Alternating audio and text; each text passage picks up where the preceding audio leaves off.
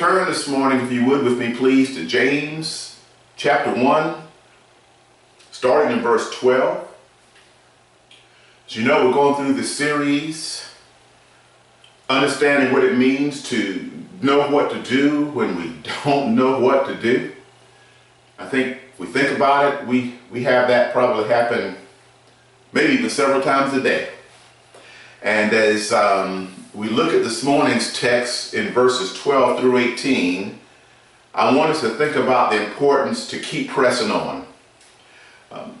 In this section of this letter that James wrote, don't forget, he's writing it to a people scattered.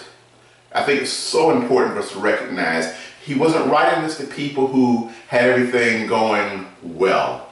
In fact, it was probably going worse than they had in a long time. Remember, they were separated from their families, they were separated from their homes, and they were separated from God. It's so important as we go through this, right, to keep that in mind of who he was talking to. And the thematic word of this letter is consider. Okay? As we go through this letter, I want you to keep that word in the forefront of your mind of the importance to consider. And that the value of considering means to look ahead, to think forward, okay? It gets you out of the rut that you may be in now and helps you look beyond that to consider. Don't forget that to consider, it means that we're going to embrace a word that we need to really kind of re-own, and that's the word of hope. We also talked about the importance of understanding that hope is built upon faith.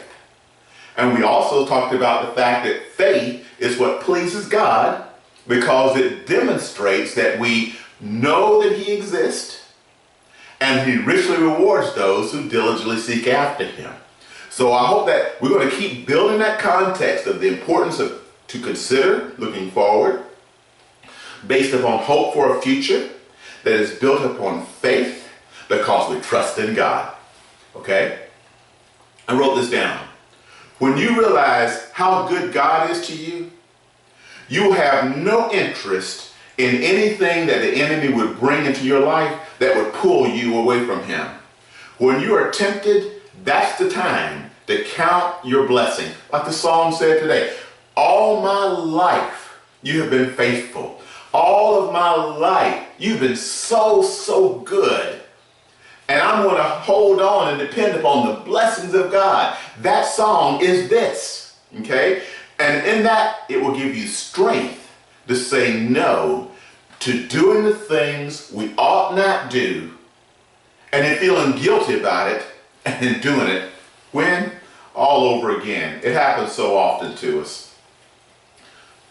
Verse 12, remember this promise. Blessed is the one who perseveres. That word perseveres means to hold on. It means to press forward. I think about how Paul said, forgetting those things that are behind me, I'm going to press on. Okay? It's what we do. It says straining forward. You've seen before, I'm sure, a race. Marathon race where at the finish line, the one sometimes, it is really very dramatic, right? The one who wins is the one who just stretches just ahead to get his head across or her head across the line, but for all those that are competing with them, okay? I'm giving it the last bit of everything I have, right, to cross. That's what he's saying here about this persevering under trials, okay? Note the word he uses here in verse 12, because having stood the test, you'll receive a crown of life that the Lord has promised to you. I've gotten the notes here, okay? Blessings come when we press through trials. Okay? Blessings come when we press through trials. Here's where I make a mistake. You probably don't do this. I want God to bless me out of the trial. Okay? Lord, I want to wake up tomorrow and have this gone. Okay? That's my blessing. And he's saying, no, I'm blessing you through the trials. While you are in the trial, God can bless and is blessing you in the trial because he is working. All things work For the good of those who love. God is working. In the work, there is a blessing. I also put this down. Blessings will do two things. It will benefit your life, and it's also going to benefit the life of others. Okay? Earthly blessings will have a twofold benefit. It's going to bless your life. It's also going to bless the lives of others you come in contact with. This is many times we have to be careful that when we're in a trial, our response to the trial is not a blessing to anybody else. In fact, it's almost just the opposite. Okay? Because we get to where we're so frustrated, we lose hope, we're so angry, let's call it the word, we're angry, that we're angry at everything and everybody, so we're not a blessing at all. We're kind of rough to deal with, and that may not happen to you, but it happens to people. He said, the word here says, if we understand that God is working through our trial, then we'll rejoice as we're going, not rejoice in the trial, rejoice going through the trial because we see God is working. Okay? And also, I consider in verse 12 is so much theology. Because he's not only talking about the blessing them in life, but he turns and throws them a change up here, right? And talking about the crown of life. Okay, the crown of life he's speaking of here is those rewards that we'll receive in heaven. And they understood this. They understood this, better than maybe we do, and more than like we should, right? Of understanding there is the present life, and then there is eternal life. We're so preoccupied sometimes in the present life to a fault that we get this mindset imbalanced of heaven on earth. And we miss something there, because then we feel that earth is heaven. And I'm not playing with words here. Heaven on earth and earth is heaven is not the same thing. This world is fallen. Okay? We are passing through this world, being a benefit and being benefited by others and by God as we journey through this thing called life. We're always transitioning. Okay? We're always moving forward. I was looking as I went out this morning at the trees and how the leaves have fallen, right? They're fallen and the leaves are bare. But that's temporary. Because the season will once again come where they will spring forth new life. It's transitions. Ecclesiastes talks about that. About there's a time for building and a time for tearing down, there's a time for, right? War, there's a time for peace, there's a time for. What the writer was saying there, Solomon, his wisdom was saying, life is always changing. It's always a transition happening. So he goes on to say here, as a result, verse 13.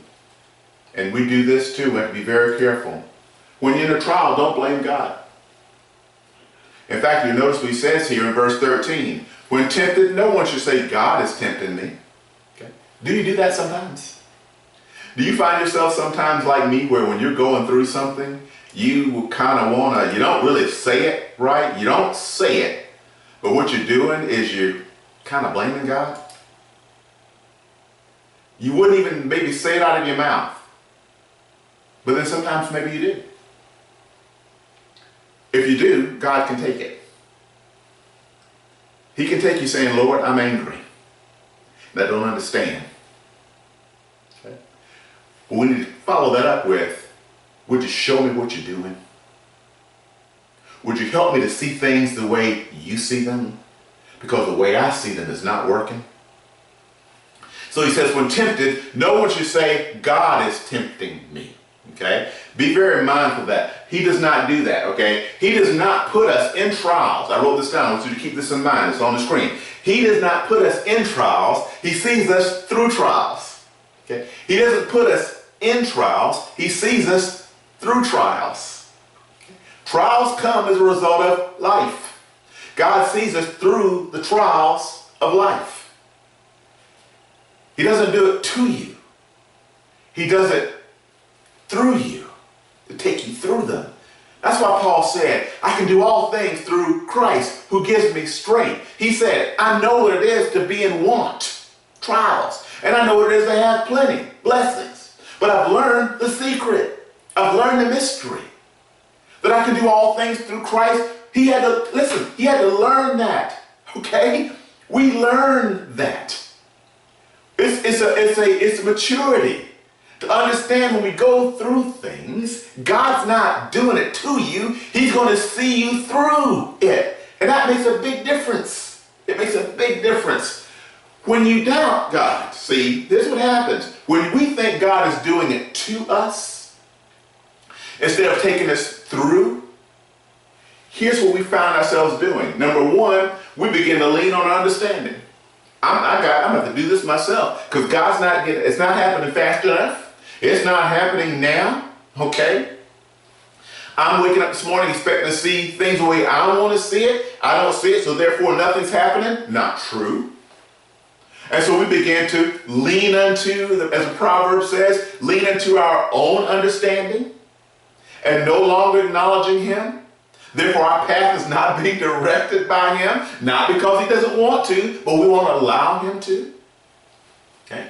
As a result of that, we find ourselves falling into further hardships. I find my results worse when I react, okay, based upon leaning on my own understanding. I think about, again, how important it is I think about the text that we're going to see here in a future message about that blessed is the person who is quick to listen, meaning effective listening, and slow to speak. Because when we're fast to speak and slow to listen, we end up with a worse situation than what we had to start with. That's what I'm saying here about falling into further hardships. Okay? And that's what the text is telling us here. Listen to this, verse 13. When tempted, no one should say, God has tempted me. For God does not tempt with evil, nor does he tempt anyone, verse 13. Listen to verse 14. But, and you can say this is when you lean into your own understanding, but each person is tempted when they are dragged away by their own evil desires and enticed. Now, does that mean that you're just evil? No, it means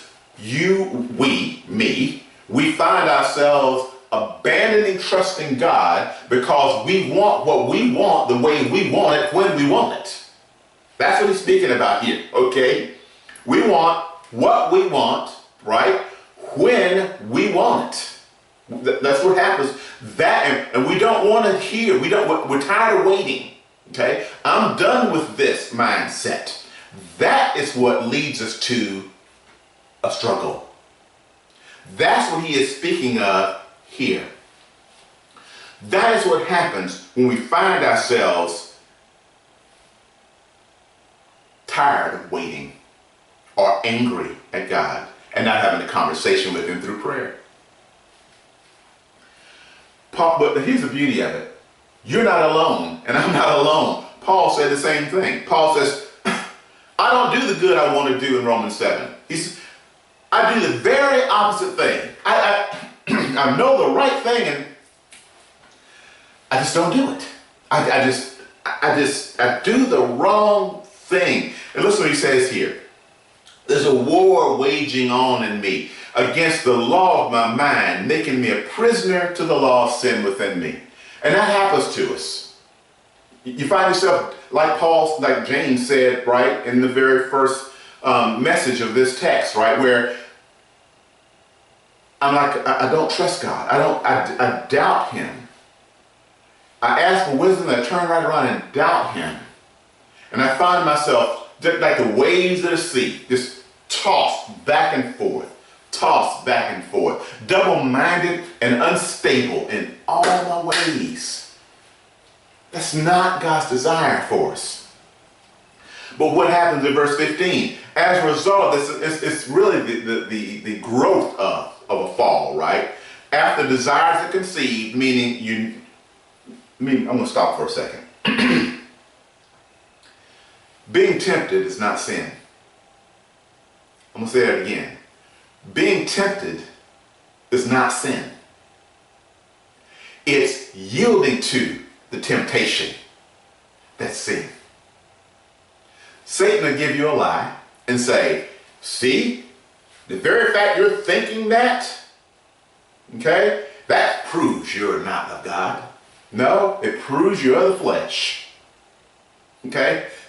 If I want to show out and give somebody a piece of my mind, that's a temptation to do it. That's the flesh. That's just me being, it's when I open my mouth, okay, and remove all doubt, that's when it becomes a problem, okay? So the fact that it comes to your mind to respond in the wrong way or to make a wrong decision, that is not sin. That's a temptation. But when we transition, as he's saying, this is a good text. This one is really worth kind of highlighting and reminding yourself of. When we transition from thinking it to doing, acting it out, putting it into practice, making it alive, so to speak, that's when we find ourselves in trouble. And when that is fully grown, verse 15, when fully grown gives birth to death, what he's saying here is now it becomes habitual. It becomes part of your behavior. And the more that happens, the further away you find yourself from trusting God. And then Satan will put guilt on you and make you think that you can't return. But that's a lie too. Because God is always watching, always waiting, always longing for us to return home. That's why it's called the good news. I'm thankful. I don't know about you. I'm thankful it's never too late. I'm thankful I never can get too far to turn my heart towards home. I'm thankful for that. I'm thankful for that.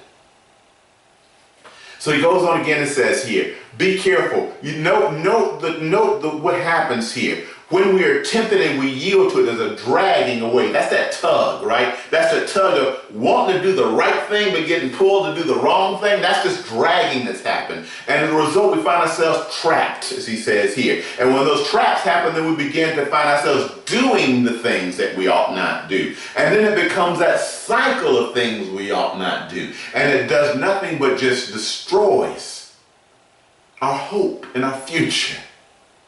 And it binds God's hands from being able to intervene until we're ready to do what we don't like to hear, to surrender. So again, and he says this, I love this next text. Okay? Remember this promise. Okay? Remember this promise. This comes back to the song we heard this morning. Of all my life, you've been faithful. All my life, you've been so, so good. The blessings of God are always there for us.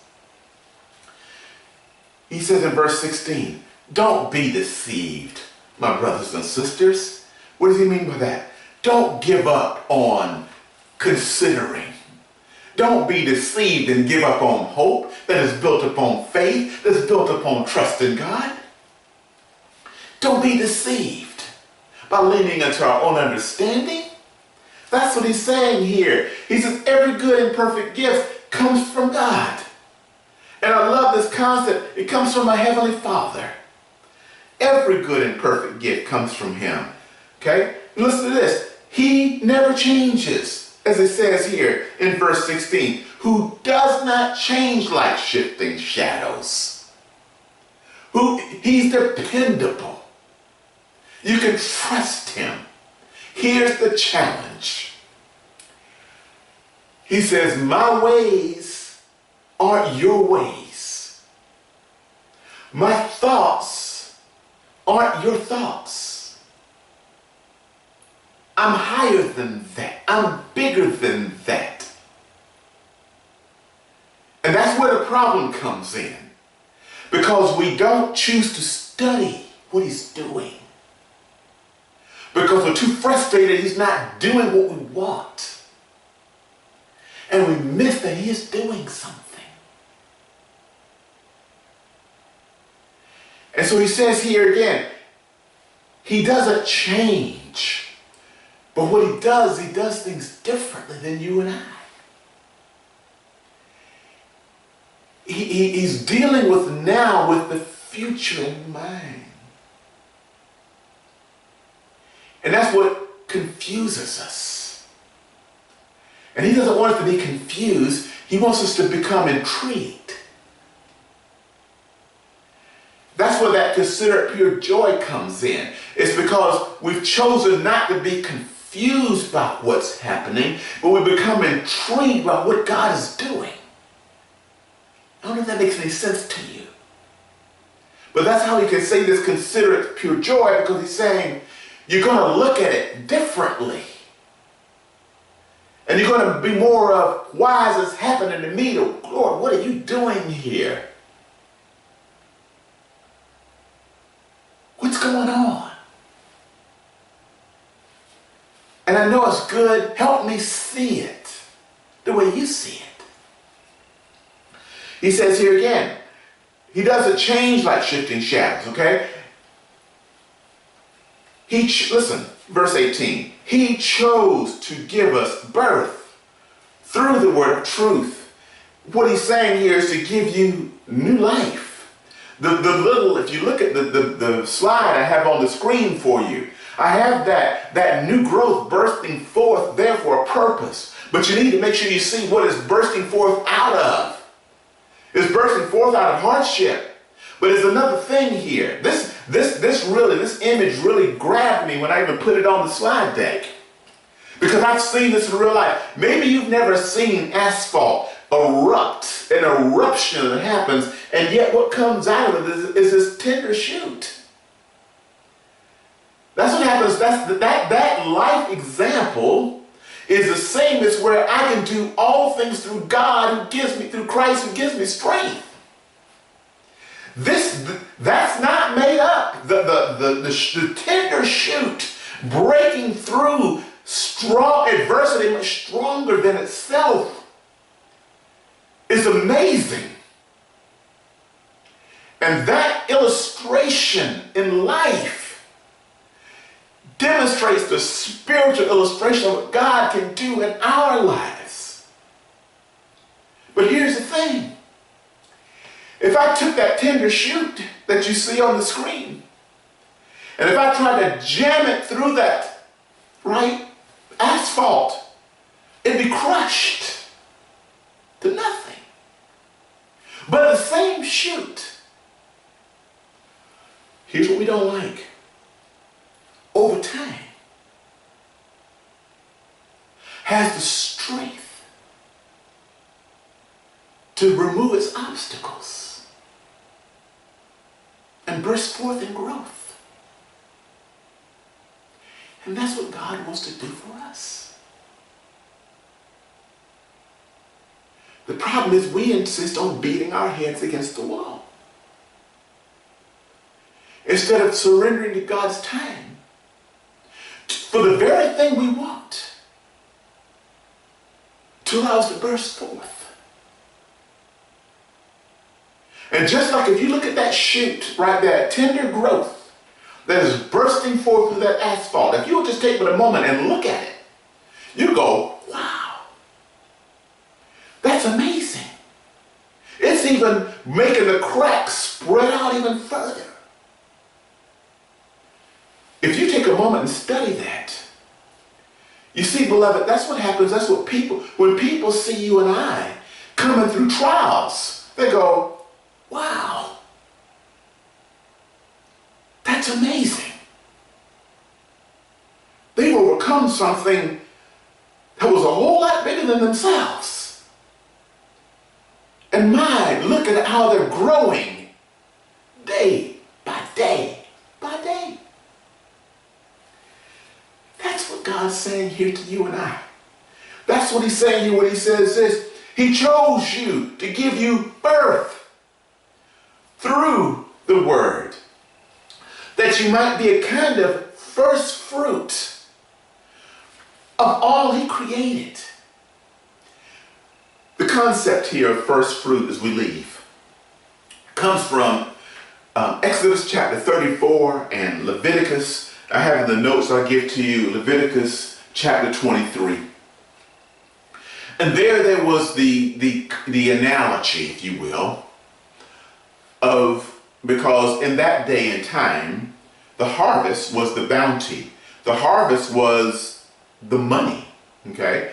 The currency was in the produce that they had and sold. So the concept was and is, thus the concept of tithing today and giving today, is knowing that since it's God who provided the bounty, the first fruits of that, the first portion, the first that was harvested, was given to God. Because they knew that that was just the beginning of what God was going to do. And that's what we do when we give. When we give, the concept of giving and offerings and tithe, that giving that first fruit, giving that first, right, is an honor of knowing that that's just the beginning of what God is doing in your life. Here he's saying, what I do in the life of this little shoot that's showing bursting through this one, the results of it is more of a harvest. Because as we come out of what we're going through, we have this thing called a testimony. And there is the living testimony of what people see as you're going through. And then there's the perpetual testimony of you continuing to let others know what God has done in your life. That all my life you have been faithful. All my life you've been so good. That's remembering the blessings of God and what he's done. And you know, every now and then, instead of you telling him, you start telling others, all my life he's been so faithful. All of my life he's been so good. If I were to sit here and tell you how much he has blessed me and how much he's been so good to me, in spite of myself, I could stand here before you all day long. Have I told you how he brought us a mighty long way from nothing? And every day of our life, he's done something either that we saw or something we did not even realize, of how he's been such a great provider to my family and to my children and to my children's children and to my children's children's children. And if you stop for a minute and you think about how good God has been to you, you can't help yourself but to give him all the honor and all the glory and all the praise. And sometimes you'll give that straight to him, and other times you can't help yourself but let everybody else know what a mighty God we serve, and beside him there is no other. And when they find themselves going through a trial, you can tell them to cheer up and have hope in God, because the same thing he's done in your life, he will now do in their life. And I am so convinced of that I will walk alongside you in what you're going through, because I've been there myself, and I can help you to be encouraged every step of the way, because I know that my God can do all things but fail as I trust him. Yes. That's first fruit. That's first fruit. And that's what happens when we allow ourselves to trust him and depend upon him and consider while we hope with faith in whom we believe. That's his plan in our life. God is the giver of every good and perfect gift.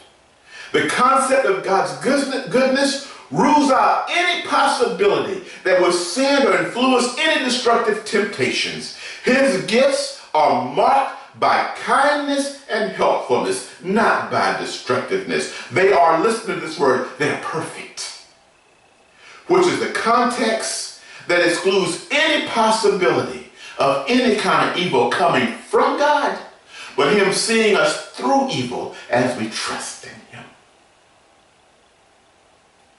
All my life, he has been faithful.